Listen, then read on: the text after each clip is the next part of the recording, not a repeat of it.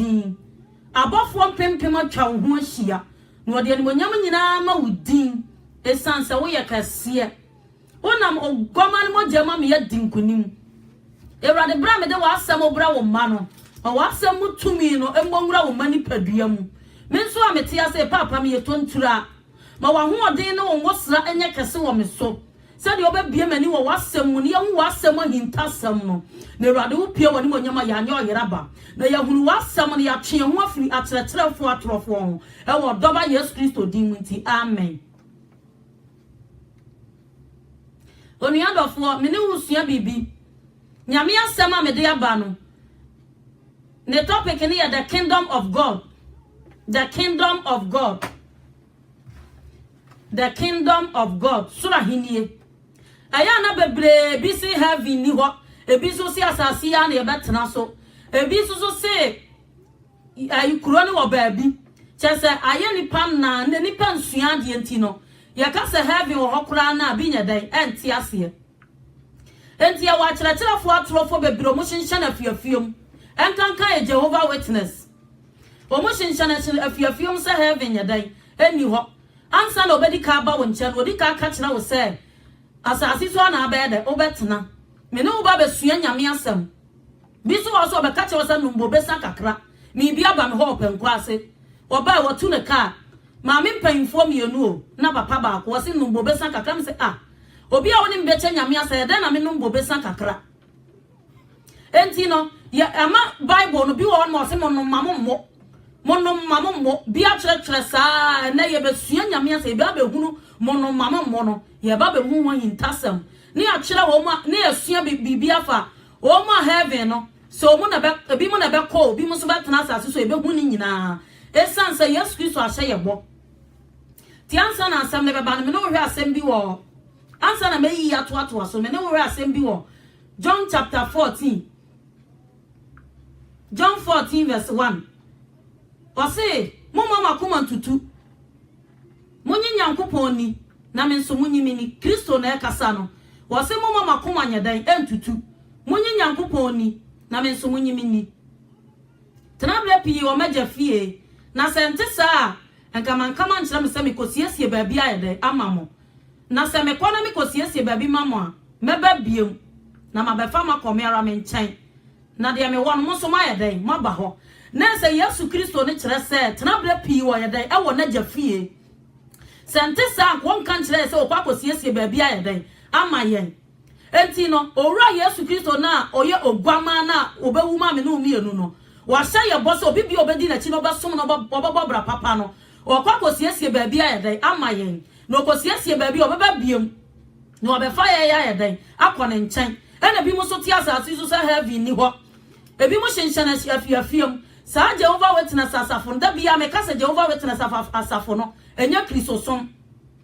esansa one oba oni Kristo ho adanse anya dan Paul ye Kristo suani Peter ye Kristo suani omo nyina ka Yesu Kristo ho asam enso oba omo Yesu Kristo din kura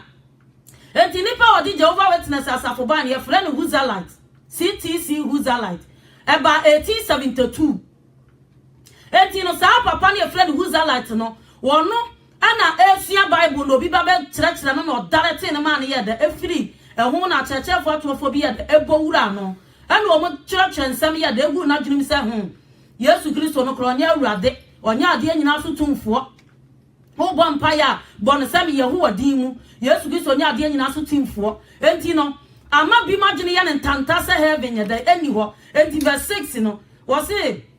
Yesu se won se me ne kwan no kora ne nkwa obi ma agya ne nkyɛn gye se onam me so enti se wonim Kristo ana se wonfa Yesu Kristo so a Bible say wonim nkwa wo se Yesu Kristo no obi ma agya ne nkyɛn gye se onam me Awurade ye den Awurade Yesu Kristo so so ansa na obeba wo nkyɛn so se wonsua de enti no oba wo nkyɛn na oba be daadaaw enani pa nsua de ene ma ensem fata enti oba no oba be daadaaw wa kyerɛ nsɛm bia ye den agu wadwenim enti wa kyerɛ nsɛm sa nyame ayi 144,000 omo na ɔde omo kɔ heaven me ne wo besua bibia fa 144,000 no wo kan Revelation chapter 7 verse 4 na wo se na mete wona wasɔ won dodo na no empem wo ha aduanan nan no 144,000 waso wana no Israel mamusua kuo nyina mu Yuda abusua mu nipa waso wana no si mpem dumienu Ruben abusua mu mpem dumienu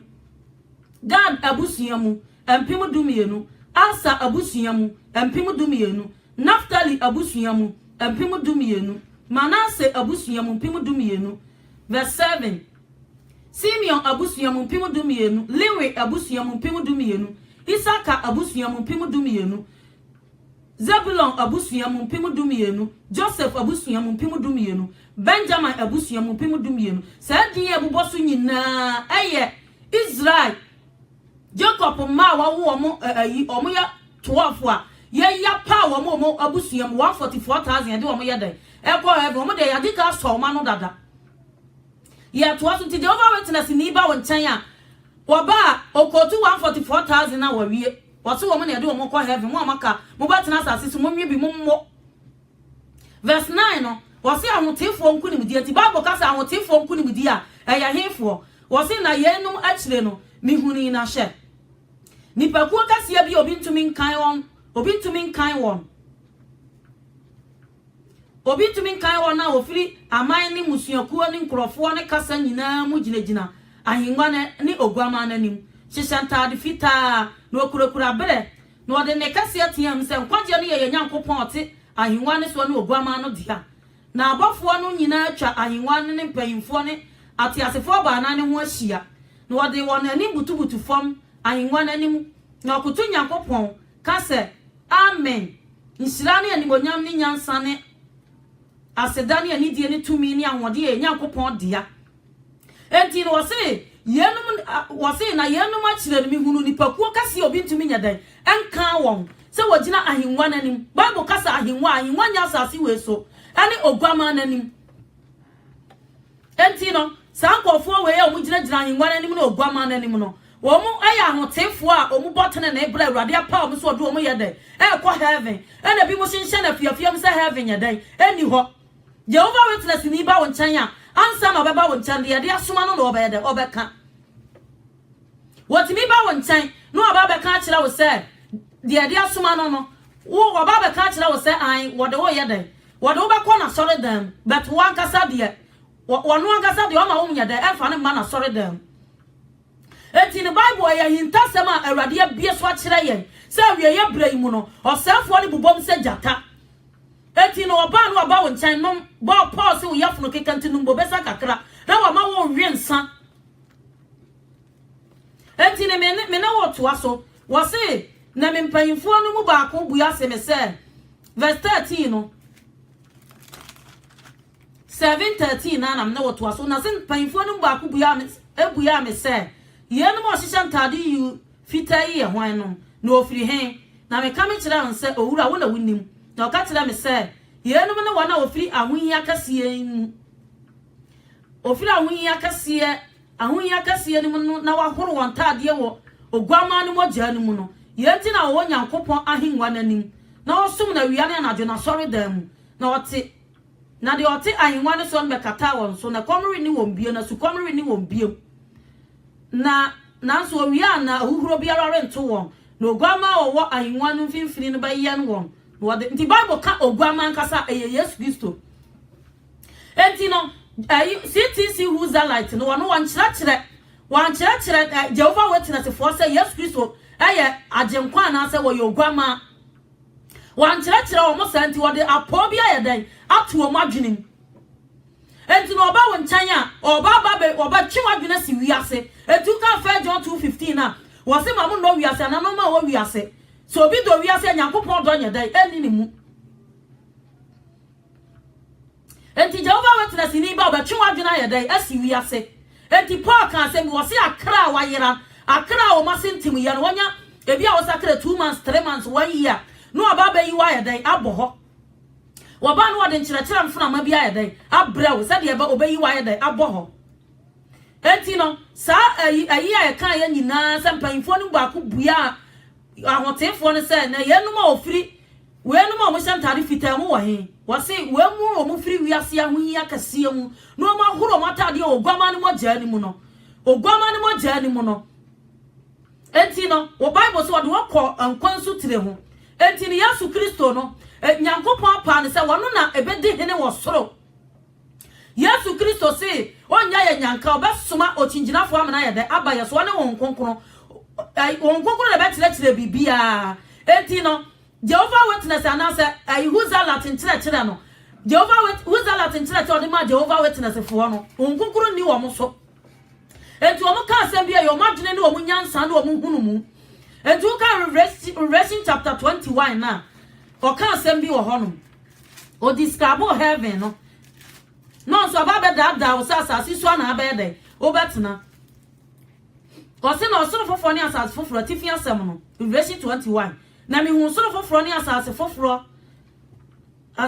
kan so ne kan asase na twam na puni ho biom na mi hu kronkron no Jerusalem foforo se efiri Nyankopon chan risane wo se se na sa yefra wa hihye na manikum na metene kase bi firi ahinwa ni mu a ese hwe Nyankopon tomadan wo nipa mu na obetena wo mu wo mu na wa ye ne man na Nyankopon no ra ne wo betena na obepepa wo ni wani suo nyina na owo ni hobiom na reho ni osu ni ya obiara ni hobiom efise kane no ma na ye de atwam na de ote ahinwa ne so no se hwe mayo ade nyina foforo na o se kire efise nsem yi wo mu na ye no kore na awrade abofo da na dia kire John Revelation se imi hunu so foforo ni asas foforo kane so ni kane asas na ye de atwam aponya den ani hobiom enti uzala ti acheche Jehovah Witness fo se asasi so an ye be ye de ye betena enti ama wo sum nyame kura edo di sum nyame na do ni nim edo di sum nyame na do nya den enim enti no oba wo se wensa no na mo mira mi ko preach akwa bi openkwase ye fra ne kapi sa amre wo tie me wo se Mary wo preach me mama sakra de ye bet me yam ne manyina se me call hospital no Jehovah Witness fo ba no mo ba me so sensa ne ye o mo ko tu mi say Paul se wo yafno kanti numbe besa kakra odafo me ka kira wo sensa na wo no no yafno ya o ya na wo no ensa na wo no no amwa twonhu ya de afiri ho Bible say ansa bofo ri nya de enya Nyankopon ahenie no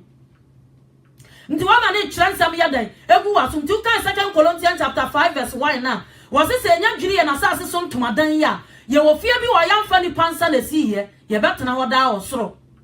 wa ga sa sa ti so ye betena woda wo soro wa ma Jehovah Witness phone chapter transam ya de egu wasum de se wa dane wa dwena free Bible ho no de book hihye ekutakuta o de book ma wa totwene esansa agem kwa wura na kasakro mo ni din Yesu Kristo si so bi bomi din woni pani ma meso bo ni din wo abofo ani o mo wudin esansa wuzala te den kire ya dan ama o mu se dan we kura mu bunya dan antungu ya mu bunya dan antungu dana kwa bi ka se mi kru dan wasi akwa bi ka se nyame nya tiri modern fo se ma to ayon ros bebrebe we nyame bebubu dan ato agu ono de obefa kwate enti no Ema Jehovah Witness one transam nya de enwu asum sua nyame asa dwendwene nyame asam ho enani pa sua nyame asa de se dwaman akona ahya ne so saa beda no watima sua nyame asam last ahya ne so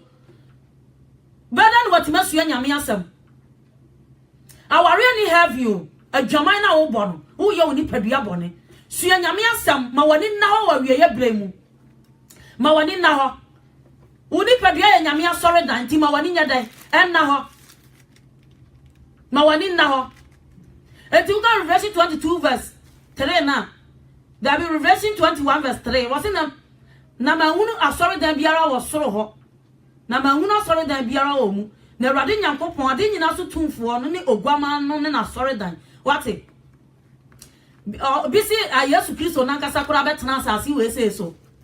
Yesu Kristo na nkasa be den e betena asase we so wate wase na ma hunu asore dan biara wo soro ho na Awurade Nyankopon ade nyina so tumfo ne oguama no ene na sore dan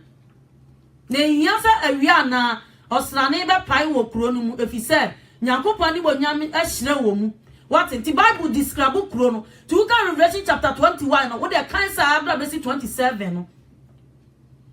wo kan ba be 27 e be kire wo ne be describe kuro na sa Bible si kuro na bonten kuro yesika kokko asase wo yesika kokko asase wo ayete so na yesika kokko. 'Enya sika kokko me nua dofo me no kasa for the kingdom of God so ahiniye ma wani si heaven ho etu ka Matthew chapter 6 verse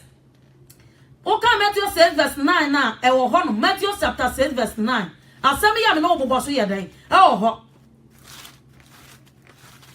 Matthew chapter 6 verse number 9 asem ya me no kan nyina ye dan e wo ho no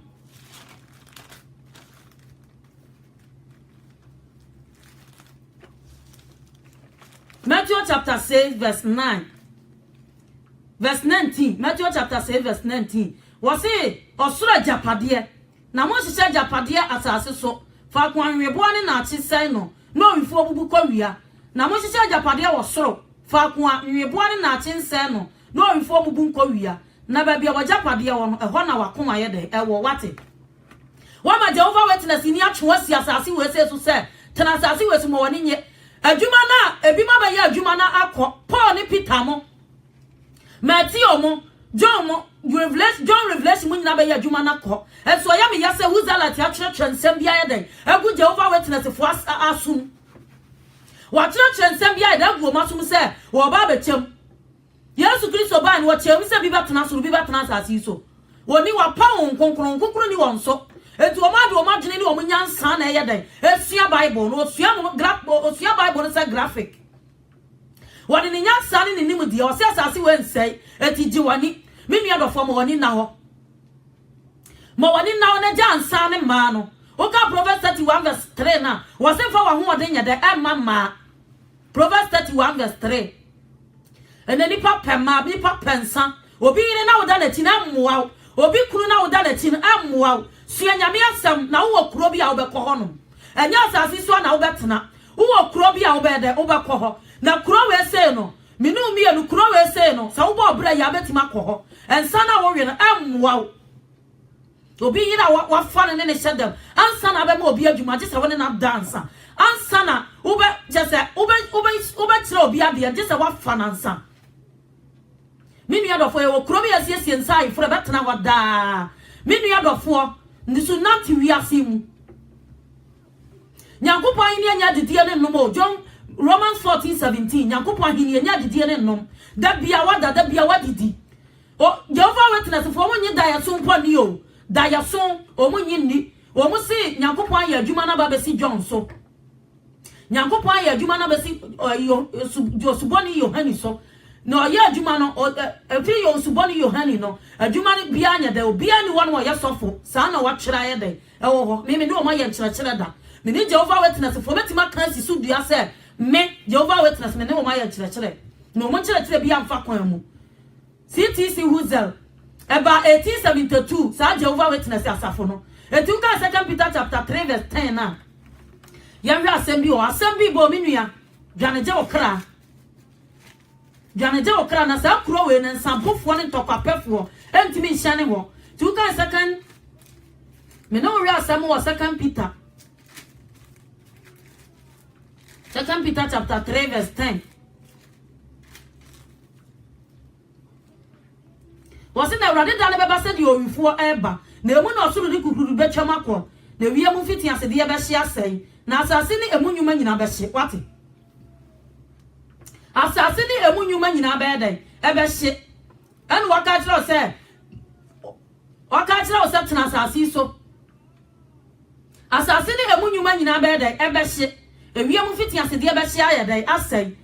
verse 11 no Kosi enti se yenum nyina be se ya nipa be ne sesa wo ye wo no abrabo konkunu nyame sompam minu ya dofo bo abrabo konkunu sumunyame agu obi ntwansam nyeden enwu asum ade ba ko mesua ne bible ni se ade ba ko mesua no bible ni mpa ne se atletere fo atrofo mu ye dangerous study fo atrofo atletere fo atrofo mu ye dangerous study fo atrofo esansa atletere fo atrofo no o transem bi ye de eto asum a 10 years 20 years na mfiri wasum ansa na atletere ni be kan asem ato wadwini mu a wo be sakyere firi ho no menu adofo na bra wa bre no wasinte se enti se yenum nyina be se ya enipa be ne sesa wo ye no wabra bokonkon nyame sompam se mo twen na mo manyakopon da no ba ye ntam emu na osoro be soja ahye na wie mu fiti ase de anane na sade ne bo hyete no yare chan soro foforo ne asase foforo atene ne ye de atimu no asase wo tene ne ntim joto ne nsankwa akora no sam wada no obi wiaw kora no na wo bo no twonwo firi ho wada no obi wiaw obi timi twa opoma chi no obefa mo ba afu abra wani nya den enna so asase wo tene ne ntim enti no Paul ma be ya adwuma na emi yasa Jehovah Witness force ane ma na o mo hia no enya nyame bi no mo som no na o mo bo mpa ye kwa we so mo bo Kristo din wom ayi na Nyankopon ma ni din sa fa mi din Jehovah no fa kwa wiase nyina ko cancer mpa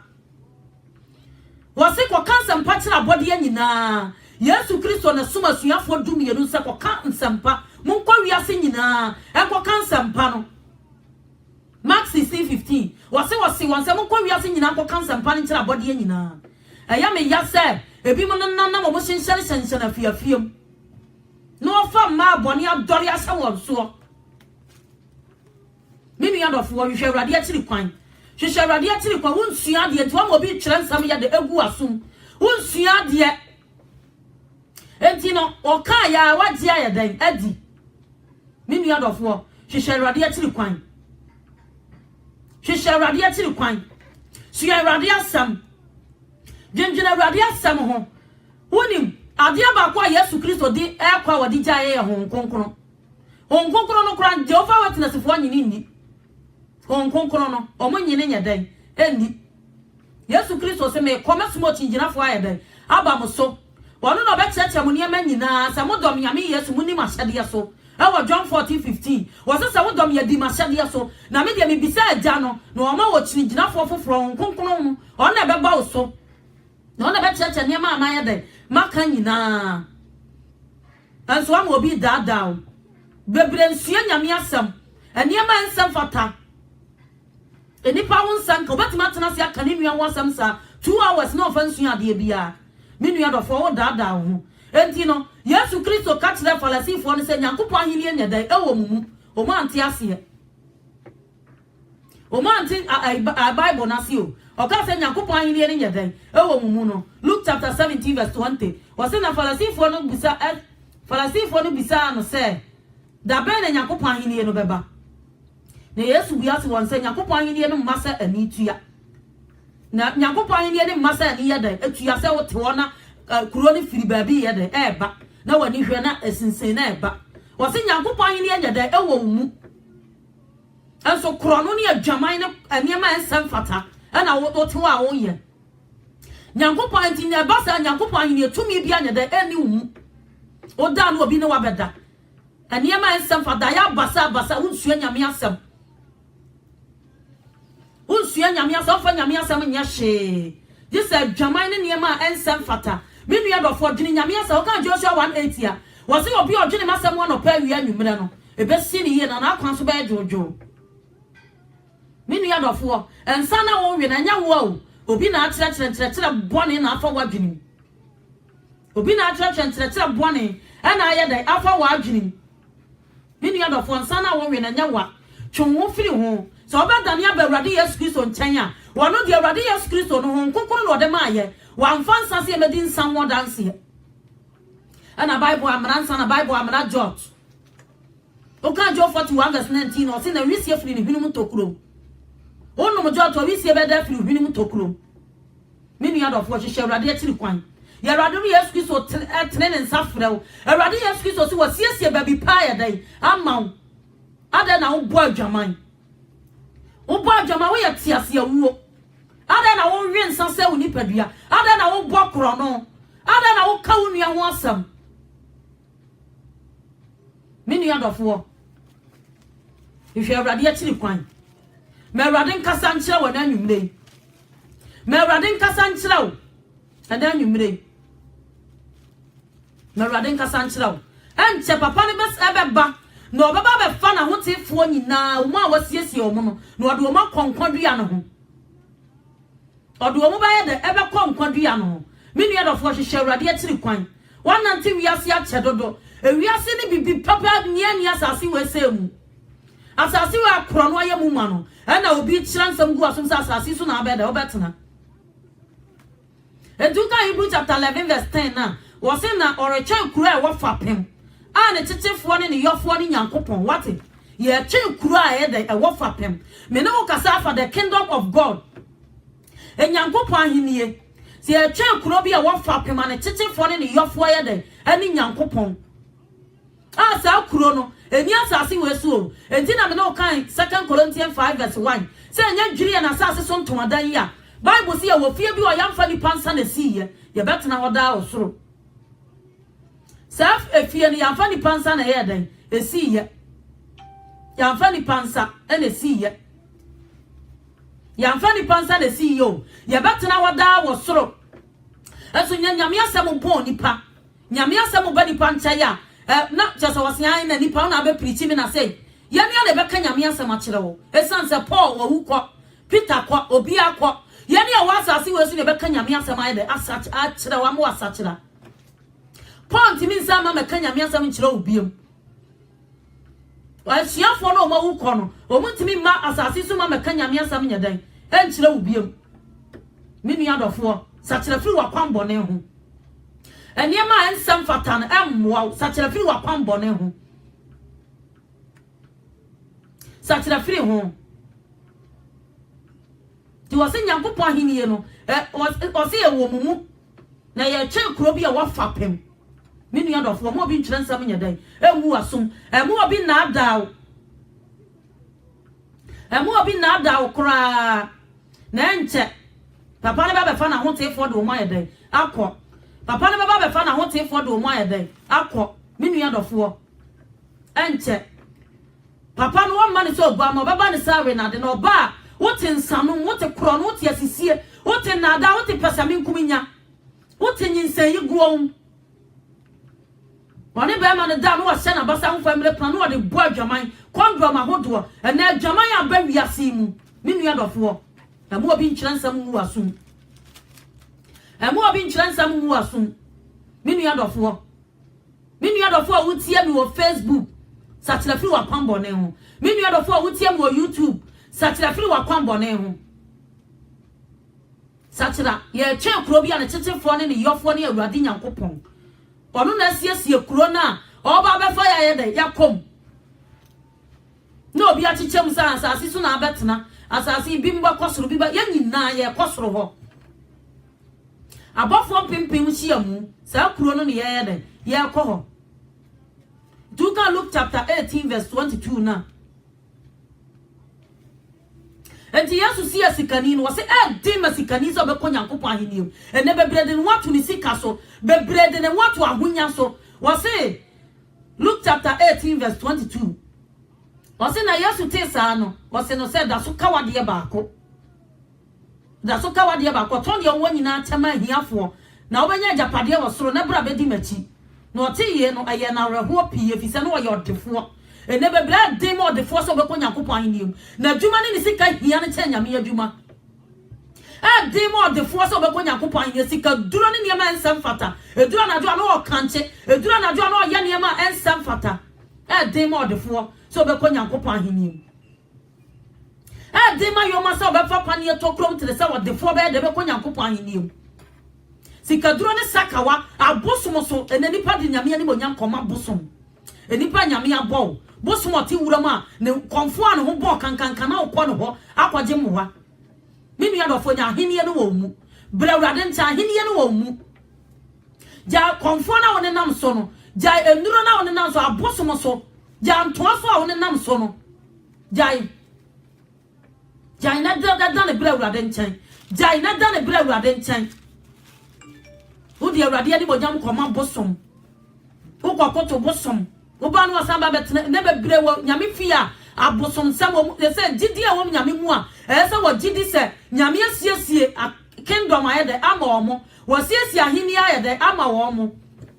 ne bebre nyini esanse Jehovah Witness fo akire wo mo Jehovah Witness fo mo nsakira mo adwene na Yesu ba mo nsakira mo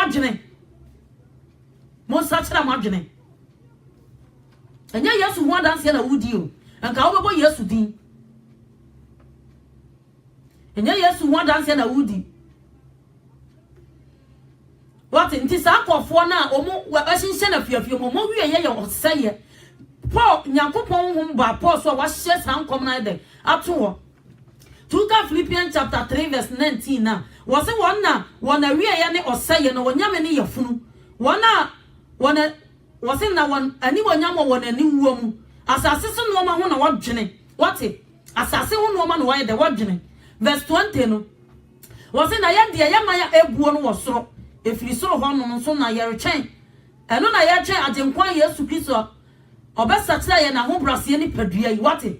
Paul si ye maya ye buo no ye de e wosoro ti obi o ye Kristo sua ni bia no anya ho bone na kire no ho konkoro na kire no wonim se ye ni da kuro bi so ho no ma ya mfa ni pansa na si ye enti Paul say wona wie ye ne wosaye no wonyame ne yefono wonyame ne yefono bi okura na odima de akura friend fasting wo say ye maya ye buo no e wo soro say ye retwe agenkwa Yesu Kristo be sakire ye na ahobrase ni padua yi enti sa ni padua we say nya no ye de ko heaven mini adofo wan wo bi transam gu asum wan wo bi dadaw wan wo akyerɛkyerɛfo mfana ma ye de ebo hihimu obi ameka sa wutie mu ya sori pani wu ya sofo Ewrade afraw enso no Jehova wetena senkyerɛkyerɛ di bo wurawuraw ye di wurawura fiafia mu a ensem fata no eno na wudi akyire enti na ma wugidi ahihim ama wugidi ye de ahihim Ntuka Ephesians chapter 4 verse 11 na verse 11 to 4 no wasenkyerɛkyerɛ mfana ma enkyerɛkyerɛ mfana ma emmo mfa wunya de eni akone aba minu adofo ene ye ni gi adwuma ho kyenye eche Bible ye ni gi adwuma ho kye Yesu Kristo minu adofo a wutie me dane bra Awurade nkyɛn enye wagye se wiase we se no wiase we betwam akɔ Bible so Bible boss kete na asase na ne se nku ene wa ma obi a kyerɛ nsɛm agu aso asase nye de nsɛe ana wo gi wani ye wo bi mo ya de sika ye de atɔ mo ye de sika bi on ma de sika ye de atɔ mo asɔre obekɔ anasa tutu so de obetua anasa afɔde obebɔ nti no se Jehova wetena to fo mo nto ayi ntimi na me nkɔ mo mransa ena Awurade ade die kra no Awurade ade die kra ni asɔre we mu o ka John 6:54 se de odi me huna no mogya no oda nkwa na menya ne de adi akire na de wani me huna no mogya no oni nkwa John 6:54 o mo nkwa Awurade ade die o anso asɔre utim sɔre firim no mo nyi da ye so mponi Yesu Kristo no ma pa no omudi George omudi Huzala tiachi CTC Huzala tiachi eba 1872 omochi no omudi enkyerɛkyerɛ mfana ma no omudi akire diminu adofo wose yamaya ebuo no wosoro efise hon ehonum na ye twe agenkwa Yesu Kristo wate obo Jehova witness bi obo Jehova bi sheho wose yamaya ebuo no ye de wosoro yamaya ebuo no wosoro eno no ye charge nkwa Yesu Kristo be sakira ye na ho brase ni padua yi minu adofo emo obi nkyensam wu asum asori a wokɔ no se wo ba wo nkyɛn a Jehova witness ni ba wo nkyɛn a odi buku ma wo ka kyerɛ nse wo nye cause wo twe wagene si buku so wo twe wagene ye de esi ni pasam so minu adofo Eduka John 12:26 na wose se obi somia manu ni meti na mfa kwa me wona hona me somfo be de ebeba Yesu Kristo na kasa no wose obi somia manu ni meti enti ya me kura pa se Jehova wetesa mu som Yesu Kristo a adenti na mu ni Yesu Kristo achi na mu ni ne din ho adanse wose se obi somia manu ni meti na fa kwa me wono hona me somfo so be de ebeba minu adofo papa ne beba obaba be fa ne ma wasiesie wo ho a waya ahoboa se wo pe kingdom of heaven aye de akọ oya ahoboa se wo pa hini yesu aye de akọ omu na Yesu Kristo ba be fo mo aye de akọ minu adofo enti nyame asem oba se obi wo no ma aye na sei ana okosia firi he na sei ena mo kanipanim o ka Proverbs chapter 12 verse 1 na wo se de odo atenatene ndo nim de otane nim kan ya aboa enya me na me kyerɛ ye Bible na kyerɛ ye de odo atenatene ni ndo nim de otane nim kan wo ya aboa ene nipa mpese nyame asem nipa mpe jese bando ni aye ato ye nsa ebo ye ho ba me nua wo dampena ti wo de bando akoto nsa enya adwuma o dan penalty bomb paye o dan penalty o sua nyame asam o nsakira wagene eniema ensem fata wase na wana wan free wiase asese antwe wodi ahye wo bama ne bogya no obato na tunu ojakade ni wate wan free wiase asese antwe wodi ahye ogwama ne nkwa ngumam entimi nua dofo woni nkwa dane brabra nchen kaati ena nwumre mi boy yesu din da wura kire se jane dane brabra nchen enkaati enti no Jehovah witness for the Bible say okay Hebrew chapter 13:14 na was say any krete wada wo ha na de eba na tiri kwan ene ye hwehwe what umfa nyame asem nya adwuma de ekotu nyina wanyi nimpo enkyerɛkyerɛ abua wura no honhombɔne abua wura no enti no was say any krete wada wo ha de eba na tiri kwan ye nya den ye hwehwe enso na nipa ye kyerɛ anansesam ye de egu nipa sum anansesam ne ye de ye kyerɛ egu nipa sum menu adofo enche papa ne beba na wasiesie kuro bi a echenso a wode ne mabe de ebe koho menu adofo am obi kyerensam gu wasum am obi yan ekyere jese nyamesom pa abujo mu no ompe wam obi kyerensam meka se bia wo ya asori pan ni wo chaloto amwa sachira wagene wo loto kias amwa Erade a wosom no no ono akasa ne beden obeboa wo ono akasa ne beden ebeboa wo Edu kan Luke 21:34 na wose mo hwa mo ye pocha ne nsabro ne nkwan mu no ma woda gina nya dan an hye makoma so na da na metum pofram se fidie mo hwa mo ye pocha ne nsabro ebi donsa ebi pemate nyame asem ebi pe djama ya sisie na da kalabule ope eche nyame asem wase na munhwa mu yo pocha ne nsabro na dana meto mu pofram se fidie na okwa asore ba bia 3 hours okoba the Bible 1 week ni kromiem da bi okwa adwuma menu adofo beja ho ubeja ho akọ na he na obekọ busa wo se eda mewu no ehe ne yede mebekọ akọhye a wo pri wiase no ma emu sika ne emu wo pri wiase ne mentina dwama ya yesa yade wiase ne menti wo kunu wo sa wo mpena wiase ne ma wo yire wo sa wo mpena se broni be yam pipa se ama mentino wo sa wo mpena menu adofo ti ma wo nkwa awrade adidie enti no nya awrade adidie o se de onim odi no no se de answer no odi no de atamu ya de ebo no ane so efisa wa mu ni padua ne yie adwama enti no ntimi nkwa awrade adidie asori wo ne namu na ade watade ya kwa akọkire ene ma ensem fato wa yimpo ni padua enyina agu abonten enti na tira mfa ma ka asem aye de ato wadwenim enti no ukọ asori a won sakira wadwene wakọ asori be se 10 years ni won so abaso ba kokura ni woni paduam wono ankasa mpokura no won preaching for bi on tu obi mfompo emfo bi nyede emaye ye ya preaching na ye de na betena so ndem wono ankasa no san ne na ekon watwa no ho ne na ebo atwede minu ya dofo enche papa ne ba be fire ko enti me no kan sam Luke 21:34 no ano anam no kan wose mo hwa mo yo pocha ne nsabro ene nkwan mo no eno ma woda gina asem akoma so na dana anya dan ameto mo pofram se fidie adana ba ba to pofram eda won dwenje ne ho na ba dam na wo ni obi mpana shed wo ni obi yire shedam wo ni obi kru shedam adwaman na wo bo bi de honam akoro ne nante honam adwaman asisie na da krono ni adwaman na ode ye de enam minu adofo enche papa na ba ti mo bi nkyransam nya da enwu asum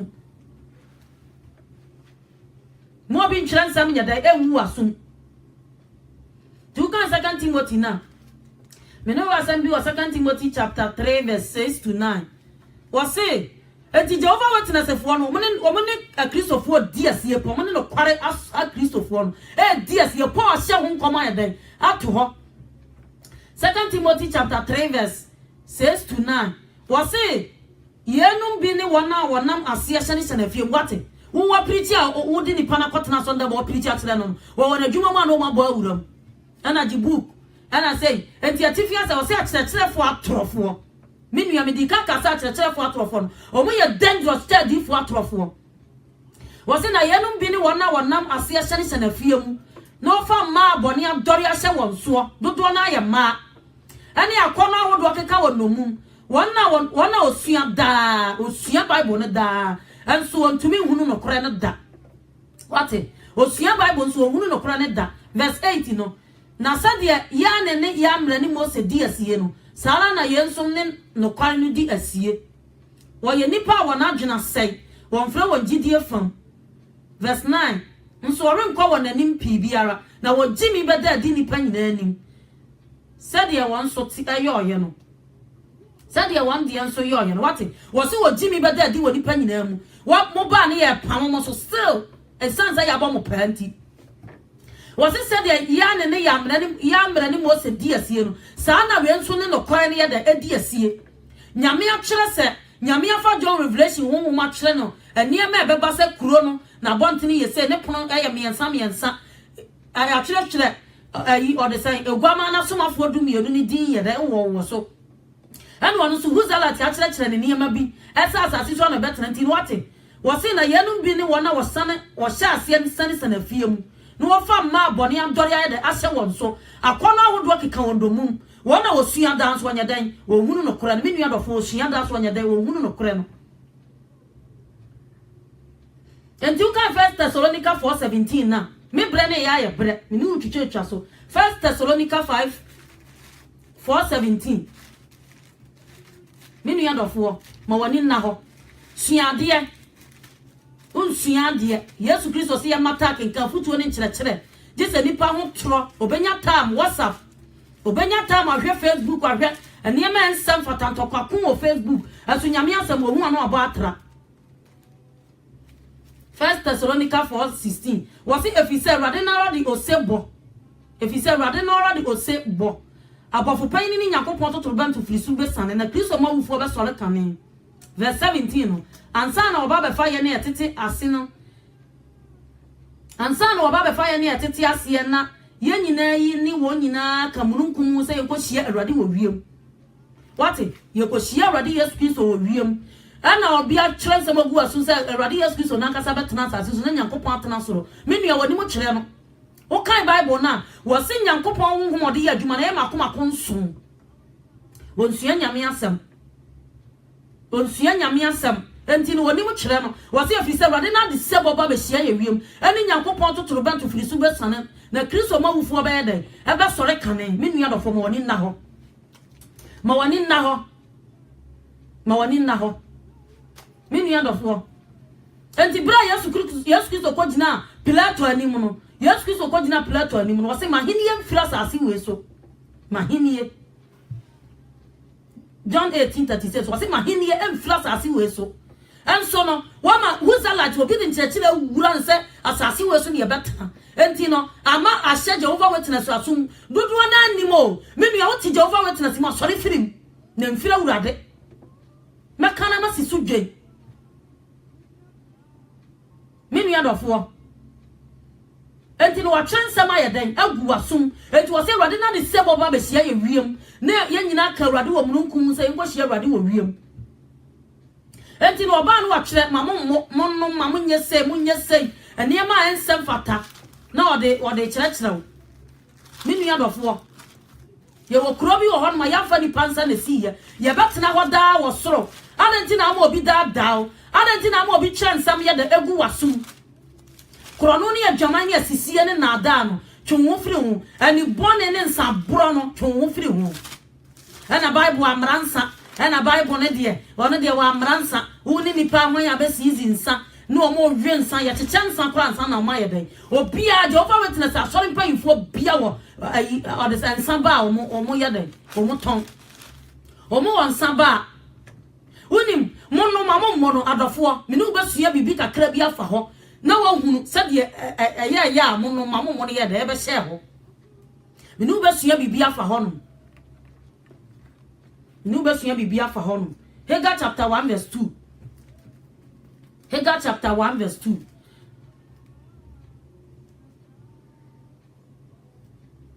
wase sa asafo radisi nie oman ka se enye bra woba bra wodi besi awrade afie no nie na awrade asem nam odifo ega so ba se mo de ebra dura ma mo se mo tete mo adan mu anu adurade mu na fie yi de edampan wate na awurade asem ba odesen odifo hega so ese oman no omo oska omo wo mfunumu omo anantwie chese omo dwene omo de obeto omo nwene awurade asore dan ho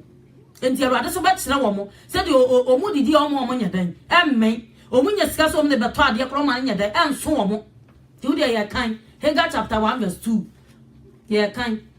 2 to 8 no ya kan wose na mo de verse 4 no na mo de ebra dura ma mo se mo tete mo adan ani adura ne mo adan a adura mu na fie yi de edampan wate omu adan mo adura mo siesiem omu nwene awurade fie omu nwene Jerusalem ho omu nwene kwan be fa so mesie awurade asore dan the ensasha asia obi se mo no mamo mo no wo de tie verse 5 was enti na afa se asafurade sie ni mo fa makoma sisi mo akwan eso mo fa makoma sisi mo akwan so mudua pi na mo de ketwa bi na eba mudidi na nso mo no wate wo se mudua pi so mo de kakra bi na eba na mudidi so mo nya dan mo men wate mudidi so ma mo nya dan mo men na mo no nsa na nso mo mo wate enti asem ne de sha ase wa ha nyina ni o me nua dofo a wutie me no o manya sika o mo de yedai boa aye o mo ankasa business o manya sika o de yedai o mo di toto mo dan pa yedai etenam na awurade se mo nwene ma sorry fie wuti no se de me yemu nie mo didi a me ma mo nyedai mo men mo no mo nsa me ma mo nyedai mo se de nka wo bura nka wo koto nsa ne biemu no o ba to bia o ba to bese akoto bese num na wo nyedai wo moye punishment na awurade de yedai mo na awurade an chensan hye wo se mo nkonom na mo nyedai mo enti no Jehovah Witness nya be church wa wen sa ma wo se ni padua no o ka Bible wo se ni padua no ya nyame asore dan na onyankopon honhom ye de atimumu na mo ni mo se mo se nyankopon asore dan se na nyankopon be se mu minu ya dofo ni padua no ya nyame asore dan yo e na adane nsawia dan adane sigalet dan adane adwaman dan adane ayakantokwa ntokwa kon dan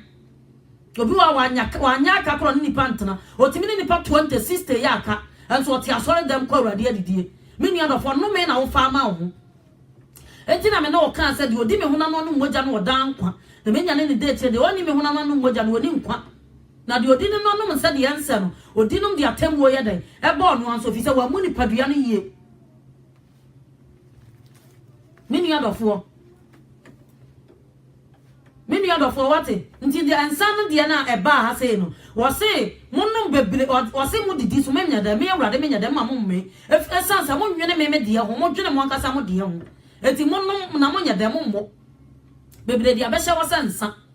enti no kan Proverbs 31 verse says lie hono ma wo se fansaden ma de wo sei fansaden e ma de wo sei ense ni patitire se obenom nsa enti wanu monsa sa se nyame asore dan wanu monsa sa trope obi a wanya be 30 years wanu monsa sa ko be 70 years uni padua 70 years aso wunyini ye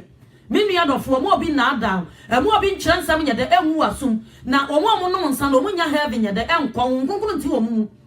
wo se mu nya ne Kristo fira wufo mu ne hu mu timu mu a e de de akiro be de obenya no obi ni Kristo honhom a onya ne dia honhom bia ni Jehovah Witness fo so na o ma be kire wo se no monsa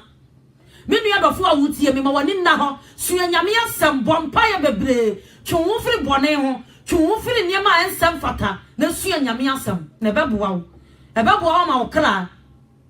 me na wo kasa for the kingdom of God so obetima ko heaven ni bia je so ye nyansafo ko kan Matthew 11 verse 12 na wo se firi Yohane suboni subesi nne a meti radio so no so ahini ya ni bra so na wana ni abere ne fa na ni eden so se wani abere a wonti ma obi ma kyerensam ateteafo atorofo e ma kyerensam mu wasum se wani abere se opese okọ heaven a enka wa bra bona wo bo no e mo ne sa asore konim na mu bo ne se gidini bo ne se obi a wawe ataso wa bra bo a wo bo no bo ne se obi a waye de wawe ataso enti First Timothy honum na me na wo cheye no wase so obi kyerentire fofo no ampene no Awurade Yesu Kristo kyerentire de konkwaje anim a wa hera no oni hwe oyare atinje obi kyerentire foforo na wampene awurade ye na awurade Yesu Kristo nsama ye no nkyerɛkyerɛ de konyam so mpani mu a wa hra woni hwe wa yale atinyedie me nua dɔfo obi kuta Kristo nkyerɛkyerɛ na ɔba wo nkyɛn apam no manyine nkɔ ofie saa na Bible na twere me nua dɔfo ɛnkyɛ wo wura ne bɛba de na wo yɛ ma Kristo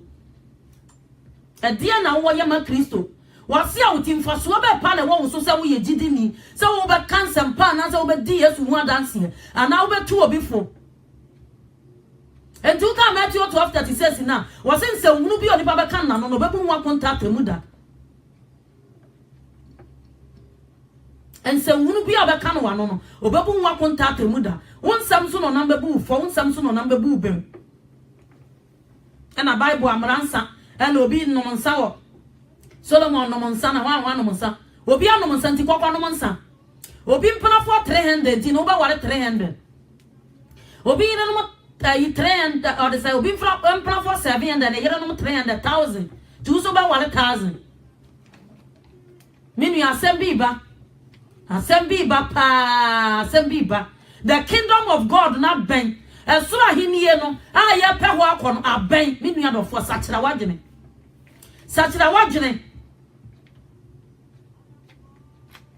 Satira wagene na nche satira wagene na twu wo firi bone ho twu wo firi nsanwia no nyame asore da na waye ne nsa no adwaman no wo kunu so wo mpena me nua dofo amwa bo nsam na aba wura wo ni paduam enya wa eya demon na aba wura wo ni paduam wo yere so wo sa wo mpena be se me nsa amwa satira wagene wo ayi o de se wo ma be se 9 asenum a wo show mu school wunya sika na de akoma mpena ono mpena hihye suma se amwa bayiye na wo ye bayiye na ti mu no Jehovah wetina safo bayiye ye mu ma se twom bayiye na ti mu no ma spirit na ti mu no bra Yesu Kristo kosi ya da mu okotu wa honfi ya dan efiri asori fie ho bayiye na ti mu no makwan na Yesu Kristo mu mura ni papiem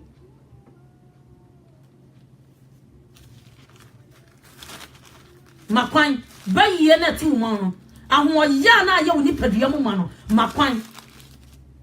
menu ya dofo makwan na tutu mfiri mu makwan na tutu mfiri mu obi wo ho no ma atoto ne ne ensem fata na da bia na me ho kire me na se se oba wi nyankopon ahini ya de hia unyina urade de beka wo unya ska se oba tususu ana se oba bua no eniema ensem fata nse hunu wi ne jot otimi obi a waba broni man so baba be bobra waja yire na wo ma wo Ghana wi ne nsa na wo ye de onom yesi afa bibia ba asra ohia asra na ne ese kokokoko and you can Luke chapter 12 verse 29 to 31 now. Luke chapter 12 verse 29 to 31. Was in Amodia munju was in Amodia munjenjene was in Amodia munju she de mubedi ana de mobanom na mama moni nyem atoto wate wo ton san wo to sigale ni obi wa disi kan san kwa na edi was yenu machi nyina na wi ase mana mani die na mo janim se no man nyina hia mo na mo hwehwe Nyankopon yin ne tene ne kane no de yenu nyina be de be kam ho wate e ma wani nye watoto ho oja yo no ma ofie waja wukunu e wo fie nso waba no adwaman ne kro no ne asisie ne nada me nua dofo amwa satira wagene free eniema ya twere gu wagene satira wagene free hu me bra na ye bra me hwe asem bi Romans chapter 10 verse 18 Romans chapter 10 verse number 18 Minua ugina bia wa he minua suya hunu ntinene enipa bone na sum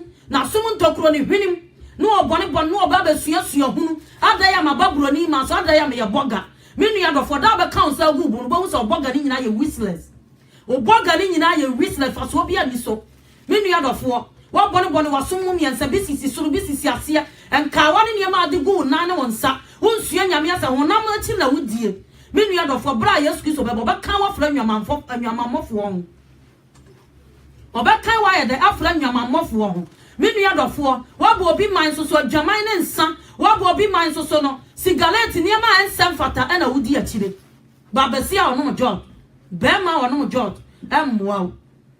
na bansere ntoma gugu na ne nane ne nsa adaya me ye boga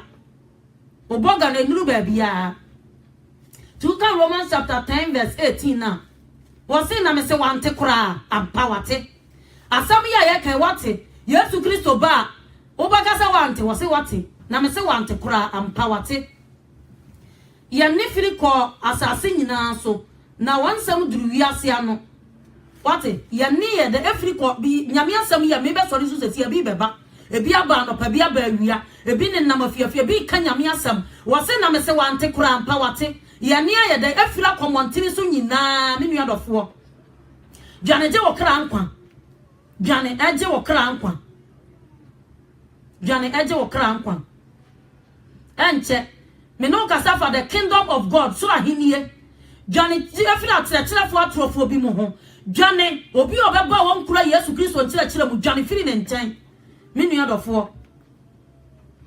me no obeba be bom paye me nua dofo dwane eje wokra nkwa obi a yesi ebi kura ye the Church of Jesus Christ that later day saint and tire bia hodo abawiase mu dwane je wokra nkwa o me nua dofo okwa asori koni osuni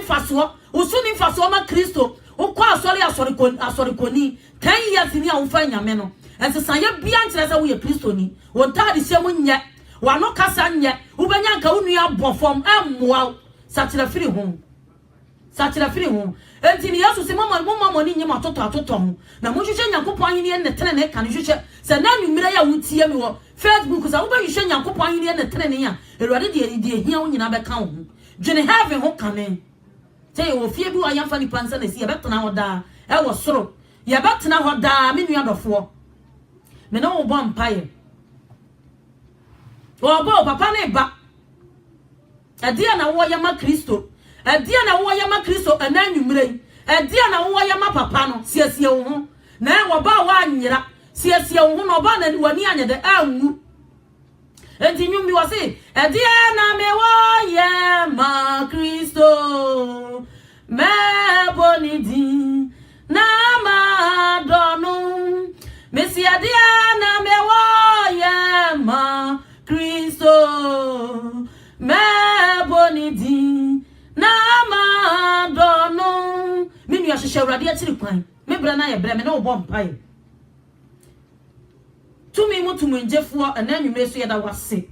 Awurade ye Nyankopon edi be na wudini wasase nyina so wa me ye wasem wa yintasem no Awurade me pagya akra omutie me nyina no ade himogya ne mu de wonfa wo Kristo no mesra wo se Awurade fa won saka no awie ya brema onkonkuru mowura nipaduam Awurade kyerɛ no efri Jehova wetness asafo ho kyerɛ ni fra kyerɛ fo asafo ho na ankyɛ na wopie wani monyamu a ye nyina kodida eni awieye me da wase nyame onkonkuru me hyew di nkonkuru ni monyamu wasɛm makobedi dwuma ye wo yemu ma wasɛm ni dwuma ye wo ewo yemu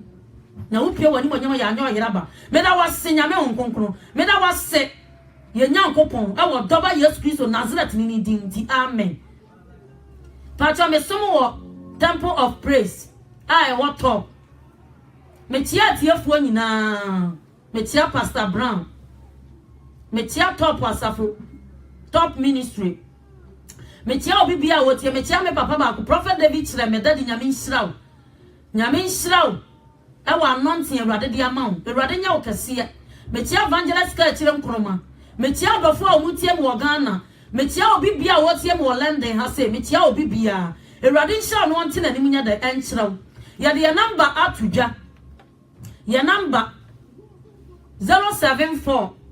59 074 59 02 6271 074 wonti bibiase a frɛ number no wo egu screen ani sa wonti bibiase a frɛ number no yenkyerɛkyerɛ wo mu sa wo ya Jehova witness ni na obi de wakɔ wuram a frɛ number no yenkyerɛkyerɛ wo mu afa Bible nto ho yenkyerɛkyerɛ wo mu na Awurade asomdwe nka obi bia ho Awurade nhyira obi bia amen